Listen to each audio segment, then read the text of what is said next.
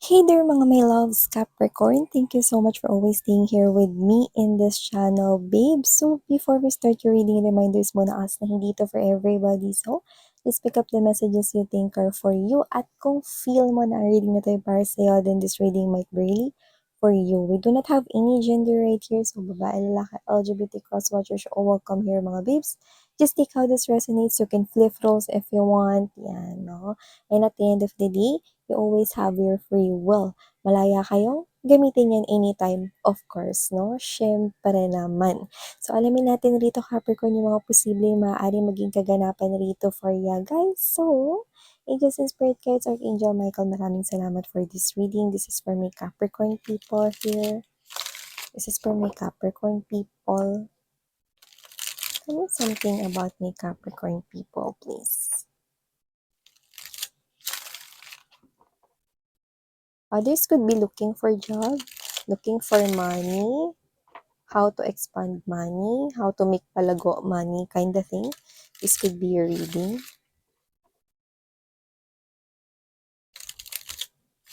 Maybe you're trying to get information on how to expand your money, expand your business, how to make your money grow. Yan. For others of you, you could be thinking kung saan ninyo pwedeng ilagay or ano yung pwede ninyong pag-investan when it comes to your money. First energy I've got here for you guys. Soulmate, but it's in reverse. Ooh, Six of Cups in reverse.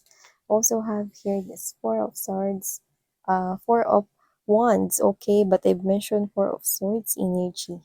But Four of Swords is getting this type of message na temporary pause, pansamantalang paghinto. Pwede rin naman na thinking, no, ng mag-isip ng mas mas maraming time na pag-isipan, yan, no, or hindi magmamadali sa desisyon. Yung iba sa inyo, pwedeng nasaktan kasi kayo when it comes to love before, and someone here could be trying to make ligaw sa'yo, or maaaring nagpaparamdam siya ng emotions and feelings for you, pero kahit ayaw mo naman ikumpara siya sa mga nakadil mo before, hindi mo naman maiwasan. Kasi natatakot ka, no? Nag-create kasi yun ng parang fear sa'yo that when it comes to love, you might get hurt again, no? And I do pick up right here, Capricorn, that this is you with the Six of Cups energy, no? Parang gusto mong maniwala sa soulmate, pero every time na kumukonek ka sa isang person in a very deep level, no? They always end up hurting your feelings and emotions, no? Kaya parang nakikita mo na, ay, soulmate isn't exist, or parang wala naman talagang soulmate, ay nako, false soulmate na naman ito, yung mga ganon, no? Or parang baka mamaya umalis rin to sa buhay ko, yan, no? So that person might want to show and express his or her intention, love, and kung gaano kanya ka-like at kung may feelings and emotions man siya sa'yo. And if you are already connecting here with someone, like meron na kayong boyfriend, girlfriend, this person could be planning, no, na mag-settle down here with you, at pwedeng nag-propose na siya, pero pwedeng hindi mo pa binibigay yung sagot mo kasi pinag-iisipan mo pa more.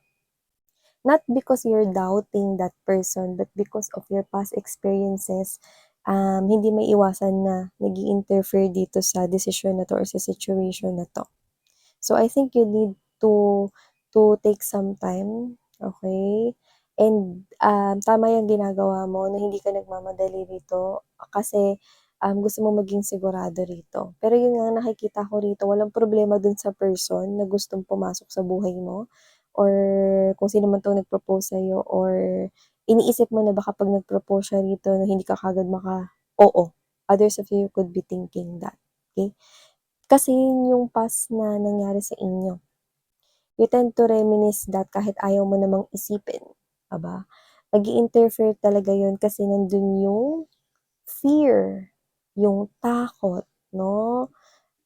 Pero kailangan kasi mga babes, 'no, you should assess this really well. Pag-isipan mo 'tong mabuti, 'no, yung intention sa'yo ng tao, ano ba yung nararamdaman mo para sa kanya, lahat yun iko-consider mo. Okey lang yan, take your time, okay? You will soon find things, 'no, come to light right here. Yan, oh, Eight of Wands energy. nakita ko rito ng movement, no? Coming from that person, kung sino man tong gusto rito mag-express ng love and feelings and emotions sa'yo, whether this is a new guy or new woman, or whether this is someone here na boyfriend or girlfriend mo na, no? So, nakikita ko rito yung movement, no? Para patunayan pa sa'yo na hindi siya kagaya ng mga taong naka-deal mo before. So, nakikita ko rito na magta-travel siya kung kinakailangan. So, yung iba puwedeng malayo sa'yo, like LDR. Puwede rin naman na yung tirahan niya is, from other country siya or may distansya or lokasyon. Puwedeng sa Pilipinas lang din siya nakatira, pero may distance between you guys. This person is willing to travel, no, para patunayan sa'yo. Kunwari, willing siya ritong ihatid sundo ka kahit dulo-dulo kayo, no? Kahit sa south ka nakatira ta's siya sa north. This person here is willing to prove that to you, no? Para lang matulungan ka niya na ma-heal mo yung mga ganong klase ng mga past traumas na nag-i-interfere dito sa connection ninyo. And I do pick up na kung sino man yung person na kaka-connect mo, hindi niya hahayaan na mawala lang or mabalewala 'tong chance na 'to para sa inyong dalawa. So, nakikita kong ipupurso ka niya rito no matter what, Capricorn. Okay? And this person is a stable person. Stable siya when it comes to hindi lang sa emotions and feelings niya, kundi pati rin sa trabaho niya. So, nakikita ko dito na pwedeng regular na siya sa trabaho na yan, regular na yung kita niya, or pwede rin na meron siyang business here, regular yon at nakikita ko na nagpo-focus rin siya sa stability niya. So, hindi siya tamad, hindi ko nakikita pababayaan ka niya. Yan. At saka nakikita ko rito na nasa mind mo lang 'to na dahil nga sa mga base na experiences mo in the past na hindi maganda, 'no, yun yung nakaka-affect dito. Pero I'm seeing that this person here really wants to be responsible na talagang alagaan ka niya, talagang mamahalin ka niya, papakita niya talaga rito na importante ka, yun yung gusto niya rito. You have a very sweet person though. Nakikita ko sa energy niya rito na kahit ganyan, hindi siya mapapagod daw sa'yo. Yan, hindi siya mapapagod na intindihin ka, hindi siya mapapagod rito, no, na ipakita sa'yo na iba siya sa lahat ng mga walang kwentang nakadil mo. Yan. So with the lovers right here and the Four of Wands, definitely, I'm seeing that this person loves you. This person, nakikita ko rito na magiging very healing siya, very, alam mo yung parang therapeutic kind of way, na parang ang sarap sa feeling, very calming, na parang very soothing. Ganun yung nakikita kong bibigay niya rito sa buhay mo, no? Lumalabas kayo rito bilang dolphins. So whatever the case may be, you will be very happy in this type of connection here with this special person. This person here will definitely help you na maka-release dyan. Tignan mo, binuhat ka pa niya rito, no? Para kayo ditong si Derek tsaka si Ellen. Ayan, no? Nakikita ko rito that this person here will definitely help you na makapag-heal. This is like healing light right here, okay? So this person will definitely be a very healing connection here for you guys. And this person will definitely accept your nakaraan, will definitely accept right here all about you, no? And is willing to understand you. Like, yung lawak ng karagatan na 'to na hindi ko masukat yung understanding at pasensyang kaya niyang ibigay sa'yo, yan. And this person here is someone na meron siyang options around him or her 'no, pero mas pinipili ka niya, yan 'no. Sa'yo niya nakikita yung sarili niya rito na makakasama habang buhay, ganyan 'no. And this person here is yung iba very specific pero nagpapatayo na 'to ng bahay ninyo, and that will be his or her surprise for you. Sabi ko nga sa'yo, stable siya, tsaka magaling siya mag-ipon, magaling siya mag-financial management, ganyan. So, whatever the case, maybe pwedeng kurso niya rin yun nung nag-aaral siya rito, no? Or pwedeng matured kasi siya mag-isip eh. So, nakikita ko dito that you're dealing with mature person. Doesn't have to be na older siya sa inyo sa edad or age, pero matured siya mag-isip. Matured rin siya mag-handle rito, hindi lang ng relationship, pati ng lahat. No? Ang ganda. Kasi parang ito yung magli-lead, no? Parang every time that you feel weak, this person is definitely, no, wants to carry you. Yeah, wants to protect you. Yan. Ang taray. So, yung nakikita ko rito. Yeah, willing to fight for this connection here. Ilalaban niya talaga 'to. Yung iba may kakonek kayo rito foreigner 'no, nakikita ko siya ritong magta-travel dito sa Pinas or baliktarin niyo na lang, okey? Nakikita ko siya magta-travel papunta sa inyo. Yung iba doesn't have to be na foreigner yung ka-deal ninyo, pero nakikita ko na willing 'tong ilaban yung connection ninyong dalawa 'no. At meron ditong makulit na ex, hindi ko alam kung sa'yo yun or sa kanya. May makulit dito na ex na magbabalik sa buhay 'no, kung 'di buhay mo, buhay nitong person na 'to 'no. Pero nakikita ko 'no, na mapapagod lang din 'yun kasi hindi niyo naman 'yun bibigyan ng atensyon. Whether ex mo 'yun or ex niya 'yun, nakikita ko dito na mapapagod lang kung sino man yung person na 'yun kasi hindi niyo 'yun e-entertainin, 'yan. Lumalabas kasi 'yun dito kasi parang meron siya ritong, um hindi love yung hinihingi niya dito sa'yo or sa person mo, eh. Parang meron kayo ritong shared property, that's very specific 'no, shared property or parang meron siya ritong hinahabol about you or sa'yo or sa person mo kung kanino man 'tong ex na 'to.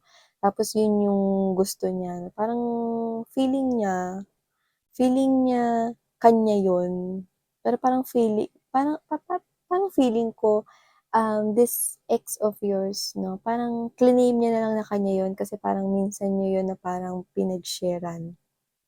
Kunyari example ganito, okey ganito, kunwari bumili kayo ng kotse dati 'no, kung ex mo 'to, bumili kayo ng kotse dati, tapos hindi naman siya kasama sa pag-ambag ng ng kotse na yun. Like kunyari ikaw nagbayad nun, 'di ba? Nabayaran mo yun ng buo, natapos mo yung bayad, 'di ba?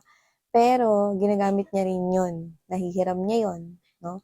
Or kasama rin siya dun sa parang, yun nga 'no, gumagamit ng kotse na yun 'no. Pero sa kabilang banda, inisip niya parang alam niyo yung ganito, paano ko ba explain 'to? Parang kunwari yung kotse na yun binigyan niyo ng pangalan.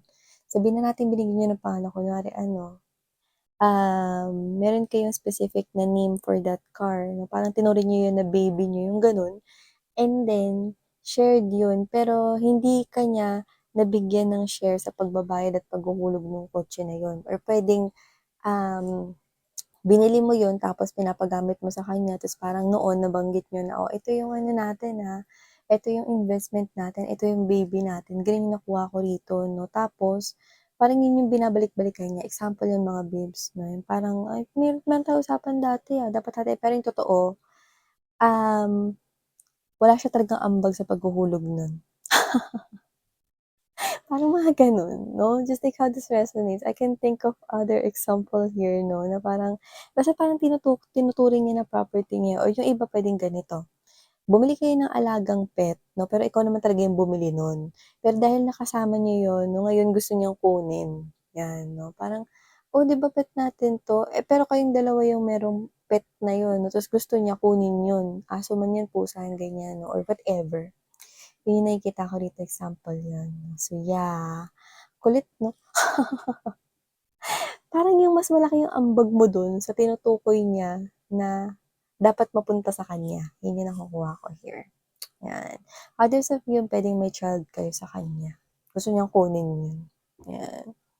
So, yeah, and we also have here this Judgment, Page of Swords energy, High Priestess. I think meron ka rito, Capricorn, na madi-discover, information yun na parang kahit tagal nang natulog sa'yo at yun yung magpapaandar ng mas mabilis sa buhay mo in a positive way with the Chariot card right here. So, nakikita ko na may kinalaman sa pera yung madidiscover mo rito. So, I don't know if that's a hidden talent na ngayon mo lang madidiskubre or meron ka ritong, literal na makikita or matatagpuan sa bahay ninyo 'no, na parang importante yung information na yun or very helpful yun. Kunwari example ganito, nakita mo 'no, sa bahay ninyo dahil naglinis ka, yung parang notebook ng lola mo ay nandun yung recipe 'no, or yung mga recipe right here na 'pag niluto mo grabe ang sarap pala 'no, or parang, "Uy, puwede ko 'tong pagkakitaan," yung gano'n. Nakakuha rin tayo ng ganyan 'no. So, nakakita ko rito na may madidiskubre ka na um, magdadagdag ng excitement or magdadagdag ng sigla sa araw-araw mo. At nakikita ko na may kinalaman yun sa kaperahan 'no. Sakto, magaling ka pa magluto, 'di ba? Ganyan, example lang yung mga babes, pero this could be anything right here 'no. Yan 'no, see? Ace of Swords energy, an information could be a helpful information or word, might be idea, pwede ring skills, no? Yan. And I do pick up that we will discover it, okay, in the couple of days or in the couple of weeks right here, Capricorn. And also, I'm picking up that someone here might be reconnecting to you, but this is the energy here of someone you are close here. Pero pwedeng hindi kayo nagkita ng matagal or nagkalayo kayo rito, no? Pwedeng nagkalayo ng bahay, nagkahiwalay ng school, mga ganyan. The energy of someone here na excited ka ritong ma-meet, makausap, maraming kwentuhan, yun, no? So, I'm seeing this person here coming towards your way, pero, okay, surprise yon. Kasi excited rin siya, no, na makita ka rito. So, gusto ka niya rito surpresahin. Yan, oh. At nakakaloka, no, meron akong specific na nakikitang may ibibigay siya sa'yo. So, hindi ko alam kung pasalubong ba yun or whatever, no. Pero, it's not just a simple gift. Yan. Yun yung gift na gustong-gusto mo talaga. And it's giving me the vibe of, I don't know, it's quite expensive. Pero binili niya yun for you. Yeah, even though that's a friend. Kunwari, example, meron kang bagay na alam niyang gustong-gusto mo, no? Pero mahal yun, okay? Pwedeng hindi mo pa nabibili or alam niyang wala ka pa nun. Bibili niya yun. At yun yung ibibigay niya sa'yo. Excuse me? So, yun yung nakikita ko rito. Santaray ng friend. Hindi ko talaga nakikita na romantic vibe yun. Pwedeng close kayo, oo, to the point na pwedeng halos magkapatid na yung turingan ninyo rito or pamilya na, no? Tapos ngayon, first time na magkita kayo, may bibigay siya sa'yo, oh, ano mo? Tapos pagbukas, hala, ito yung gusto ko ah. Yan, no? Hala, binili. Hala, nakakahiya naman. Yan, no? Yung mga ganon. So, whatever the case may be, Capricorn, it's for you. Tsaka kung sino man yung friend mo na yun, hindi ko alam kung bakit tayo nakakita ng cruise ship. Baka nagtrabaho siya sa as a seaman or isa siya ritong alam mo yun, na nagtrabaho sa ibang lugar, travel, ganyan. Okay, so kung sino man siya mapera yun or umunlad na talaga as in yung pamumuhay niya rito, no? So meron siyang ibibigay sa'yo, no, na I think mahal yun. Yan. So, wow, you will receive here a gift or a present, Sun Mall right here. So, claim this and receive this mga babes, no? And sarang hail, love and light. Annyeong.